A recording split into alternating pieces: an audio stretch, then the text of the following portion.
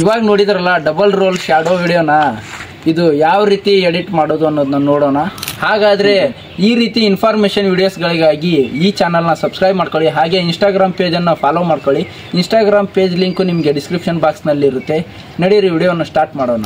ಮೊದಲಿಗೆ ನೀವು ಕ್ಯಾಪ್ಕಟ್ app open ಮಾಡಿಕೊಂಡು ನ್ಯೂ ಪ್ರಾಜೆಕ್ಟ್ ಮೇಲೆ ಹೋಗಿ ಇಲ್ಲಿ ನಿಮ್ಮ ವಿಡಿಯೋವನ್ನು ಆ್ಯಡ್ ಮಾಡ್ಕೋಬೇಕು.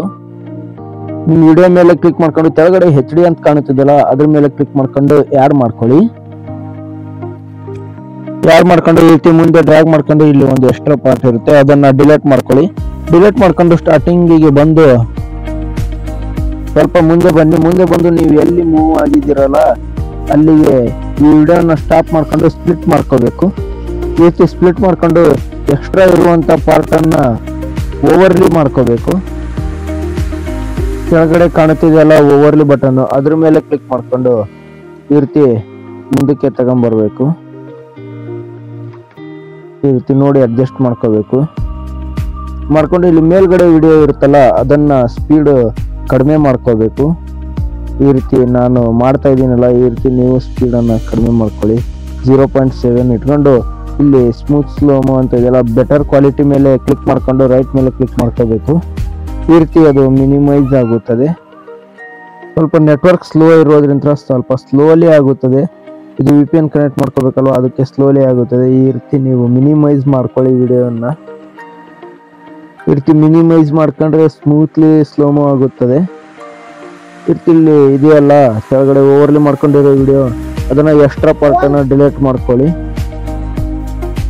ಈ ರೀತಿ ಮಾಡ್ಕೊಂಡು ಮತ್ತೆ ಇಲ್ಲಿ ಸ್ಟಾರ್ಟಿಂಗಿಗೆ ಇಲ್ಲಿ ಬಂದು ಇಲ್ಲಿ ಕೆಳಗಡೆ ರಿಮೂವ್ BG ಅಂತ ಇದೆಯಲ್ಲ ಅದ್ರ ಮೇಲೆ ಕ್ಲಿಕ್ ಮಾಡ್ಕೋಬೇಕು. ಕ್ಲಿಕ್ ಮಾಡ್ಕೊಂಡು ಆಟೋ ರಿಮೂವಲ್ ಮೇಲೆ ಕ್ಲಿಕ್ ಮಾಡ್ಕೊಳ್ಳಿ. ಇಲ್ಲಿ ಆಟೋಮೆಟಿಕ್ಲಿ ನಿಮ್ಮ ಬ್ಯಾಕ್ಗ್ರೌಂಡ್ ರಿಮೂವ್ ಆಗ್ಬಿಡುತ್ತದೆ.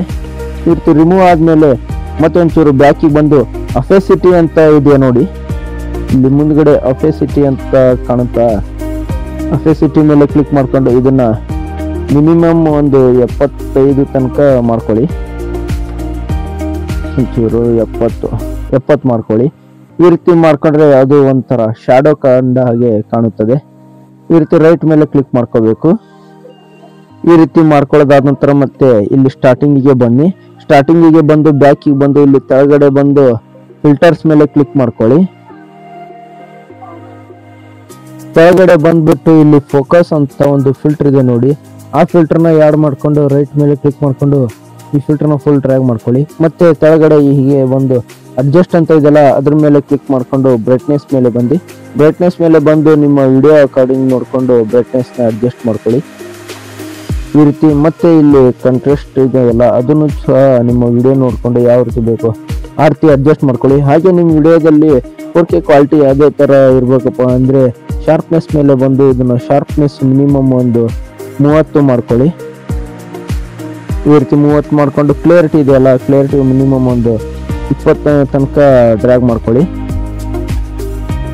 ಈ ರೀತಿ ಡ್ರ್ಯಾಗ್ ಮಾಡ್ಕೊಂಡು ರೈಟ್ ಮೇಲೆ ಕ್ಲಿಕ್ ಮಾಡ್ಕೊಳ್ಳಿ. ಇಷ್ಟೇ ನಿಮ್ಮ ವಿಡಿಯೋ ರೆಡಿ ಆಗಿಬಿಡುತ್ತದೆ. ಇದೇ ಥರ ನಿಮ್ಮ ವಿಡಿಯೋಸ್ಗಳಿಗಾಗಿ ಈ ಚಾನಲ್ನ ಸಬ್ಸ್ಕ್ರೈಬ್ ಮಾಡ್ಕೊಳ್ಳಿ. ಮತ್ತೆ ಮುಂದಿನ ವಿಡಿಯೋದಲ್ಲಿ ಸಿಗ್ತೀನಿ. ಅಲ್ಲಿ ತನಕ ಬಾಯ್.